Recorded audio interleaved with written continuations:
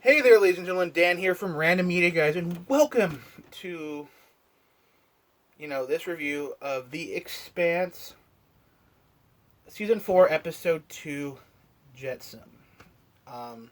So two things. Sorry about this review took so long, and it's Christmas. It was Christmas, you know.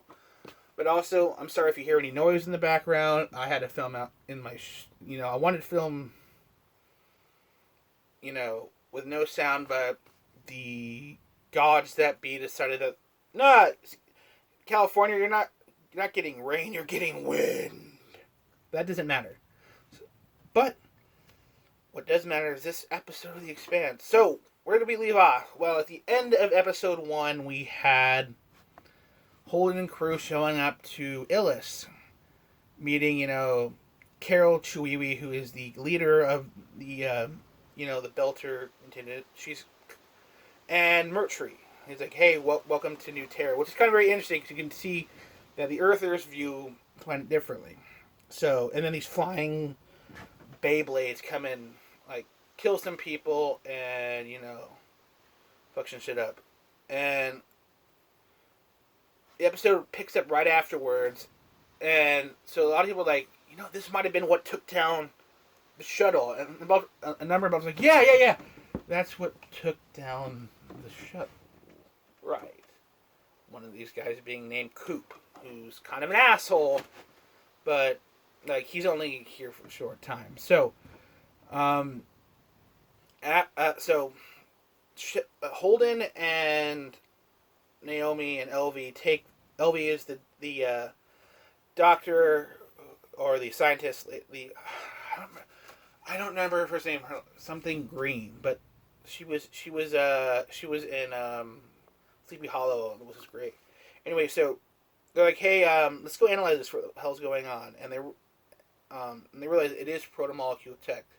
Meanwhile, Amos and Mertry, played by, I'm gonna say this one thing I really enjoy about this thing is Mertry in the books was kind of just like essentially the Pinkertons of The Expanse. And those who don't know who the Pinkertons are, they're like private police groups that were hired to basically go break up union organization in mining towns. So it was very interesting to have the RCE guys kind of be like Pinkertons, but not quite. In the thing, he's not in the show. He's not like that.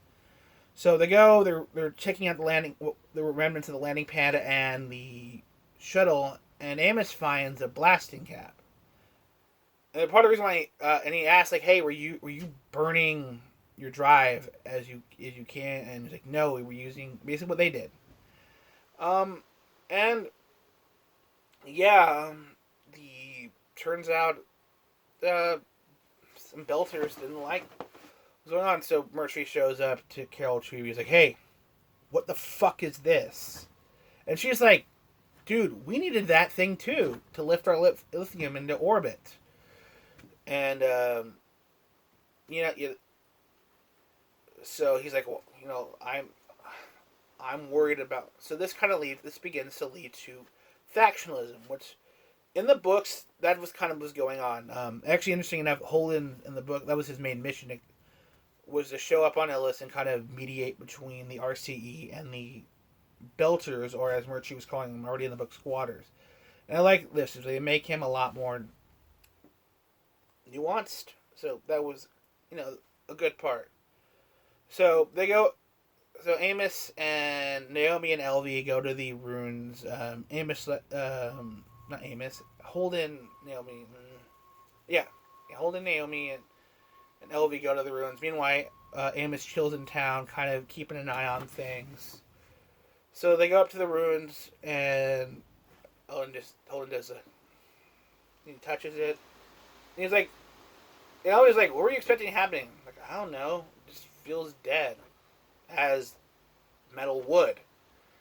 Now, one thing I really liked about this is they show kind of we get a full look at what the proto-molecule tech, it actually would look like built, which is really kind of cool because this is going to come up much later in the later seasons, particularly maybe season 7, and no spoilers.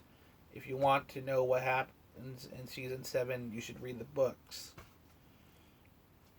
But that's beside the point. So, they go back into town, and again, there's kind of this brewing hostility between everyone. Meanwhile, like Alex is like, "Hey, we need to go check out. We should check out to see if anybody's infected with protomolecule because the flying blades." And he goes to their equivalent, a med tech, which I guess is like the equivalent of a nurse, or I don't know what that would be. Basically, she's their version of what doctor they have on there. His name is Lucia. Now, here's what's interesting is Lucia is in the book. However, she's not the central focus of the story, and it's actually her husband, Baggio, who in the show is called Jacob.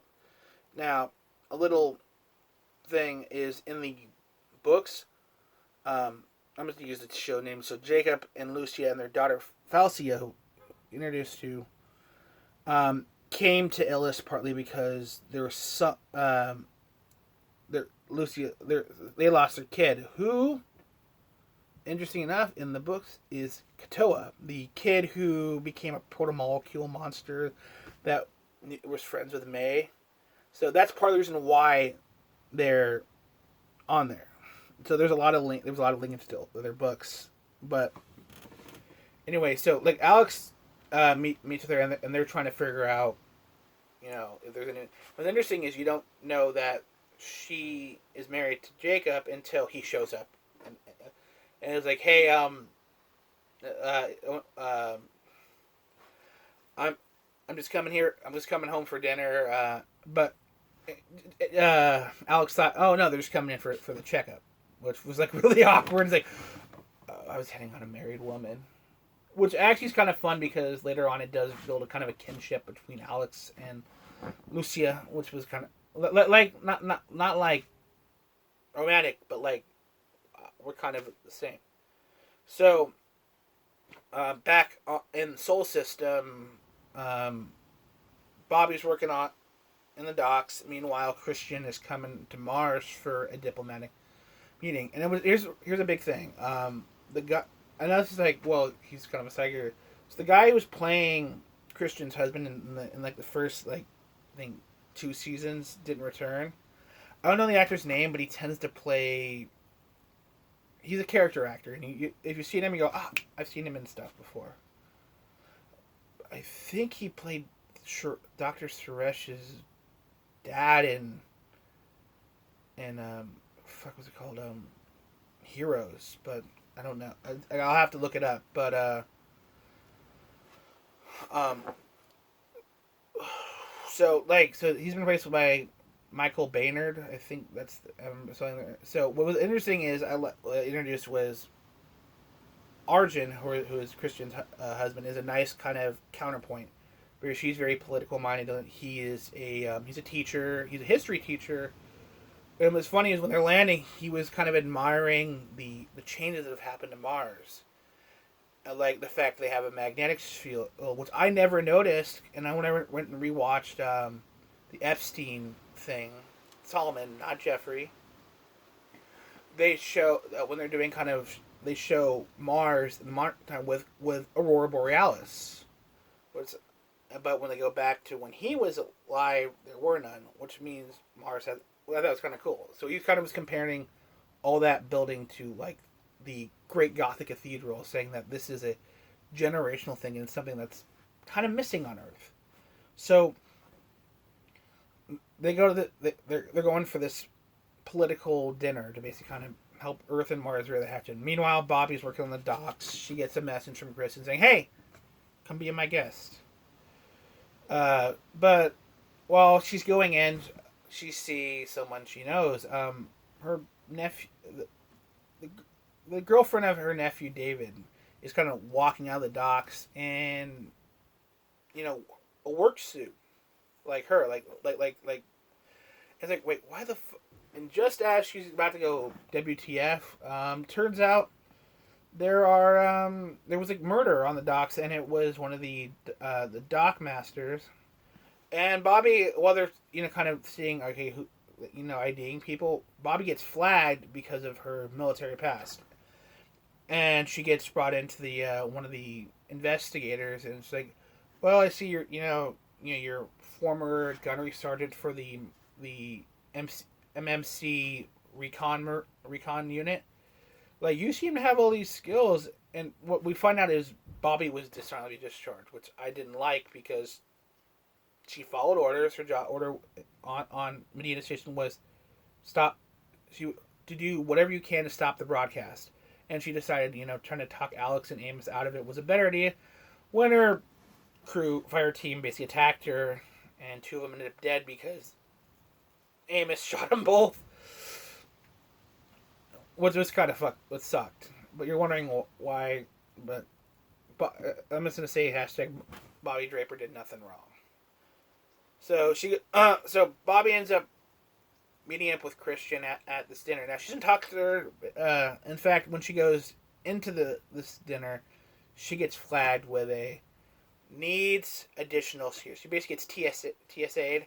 Luckily, Tristan sends some of her people to basically go, no, she's with us, and bring.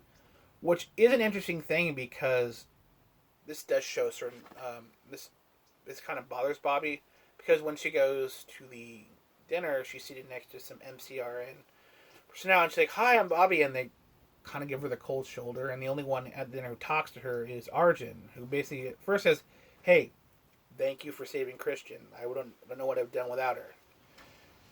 And so we shoot back over to Medina, and the UN, I think it's the Tripoli, basically shows up. It's like, hey, one of the colony ships was attacked, a colony ship by the name of Sojourner. What's going on? And like, well, we don't know. Like, well, listen, we went through our database, couldn't figure out who the hell it was. Here's the drive signature because you guys might know.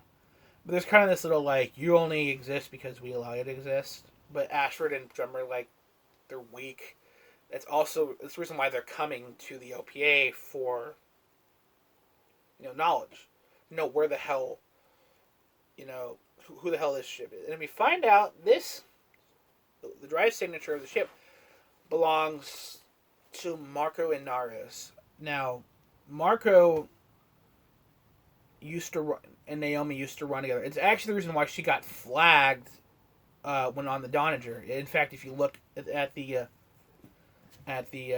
when Lopez was interrogated back in season 1, they referenced Marco and Naris. They used to run together, and in fact, I'd use an old term, but he is Naomi's baby daddy.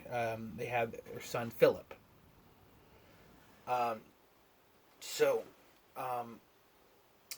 That's kind of what all happened with the belt. So back to Illis. Mercury is suspicious. And Amos is just chilling out in town for now. So when they get back after LV and Naomi and Holden are done, doing a little expedition, they go back to the Rossi for we're gonna go to bed, and we begin to see the effects of gravity on Naomi. And it was interesting. This wasn't in the book, but I'm really glad they added this because showing the effects of how they're dealing with gravity. Now, it was interesting because Naomi has developed, her bones got denser and her muscles, so she could stand on those. The problem was her cardiovascular system, because she had been used to living basically at 1/3 G. It's starting to come back. It's starting to haunt her. And it was interesting. It was pointed out is in the previous, she was like, "Well, I'll deal with it. The Martians deal with it." And Holden put out really well is Martians are usually flying at like when they're actually at military speed, they're flying at 1G. Even though it's terrestrial, they get used to being at 1G as part of their training. I'm guessing maybe they even have centrifuge space stations kind of like a Tycho, but set at 1G to train them. So it's actually coming back to, and so she passes out in the med chair after basically, and Alex is like, she passed out, and Alex is above her when she wakes up. She's like, "Naomi, this isn't good." And she's like, I'm fine. It's like, no. You need to chill. She's basically like someone who actually has a weak heart on Earth, like someone born with arrhythmia or whatever. So basically, any kind of stress or any kind of exertion would wear her out. So they all go to bed, and then Holden gets woken up by Miller. It's like, hey, I've been looking around, and they actually going to show him he's been Miller's been kind of trying to figure out what the hell is going on on Illis, because he's been trying to turn some stuff on. He's like, hey, I need you to go and deal with this. I need to go deal with it. So he's talking with Alex and Naomi because Amos is decided to chill out in First Landing, and like, all right, we gotta go to this thing, we gotta take care of it. And then it was like, we're all going. Alex, because he knows she's not quite up, he's like, and he does the whole like, I actually would rather have someone watching the ship while I'm gone. So Naomi basically could become doing house duty. So they get to the ruins, and Holden has to repel into this kind of like crevasse, whatever you want to call it. And Miller's like, okay, there's this route here that's kind of blocked, and they're kind of like, wait, you guys can't handle a route? It's like, yeah, wasn't here when this shit was built. So while it's still going on, Amos is chilling in the bar, basically bartering bullets for what I'm gonna call Rotka, because we're not even sure what the kind of jet room hooch that this shit is. And this is where we're introduced to Wei, who is Mercury's right hand. Now what's funny is she was kind of just, there was a thing that Amos and her kind of had a mutual respect, and even were kind of maybe banging, but we never kind of got to see her all that much and get her fleshed out. She was kind of just like, I'm here and I like you, Amos, but that comes later. So Amos, like, and her end up bumping uglies. I mean, this is all happening while Holden and Naomi are not Holden. Holden and Alex are at the ruins, and Naomi is playing, Nick Fury's Skyview type thing. So, well, we hear kind of what happens is Mercury is still kind of like very like, I don't know what's going on, I don't know who to trust. When Coop and his gang show up, are like, hey, like basically he does the whole speech that Naomi has done before, which is like you try to take everything from us. And one of the things is because these guys are all survivors from Gandhi, and they're like, we come here, we finally have a place to ourselves, and what happens? You show up trying to take her. And what was interesting is Mercury, in this case, is like, I don't give a fuck. I just want to know who attacked me. And Cooper's like, well, day is not over. And then Mercury is like, you know what? Fuck you. And he blasts Coops, right in the temple. And this causes all sorts of like, and it's funny is Amos sees right as Mercury blasts Coop in the head, and like, oh shit. And then they're like, hey, shit's about to go down. Meanwhile, what's his Holden finally cuts out the route, and shit starts going down. He gets a very much like an Indiana Jones Temple of Doom. We gotta get out of the crushing room thing. Except for he has to rappel, climb up the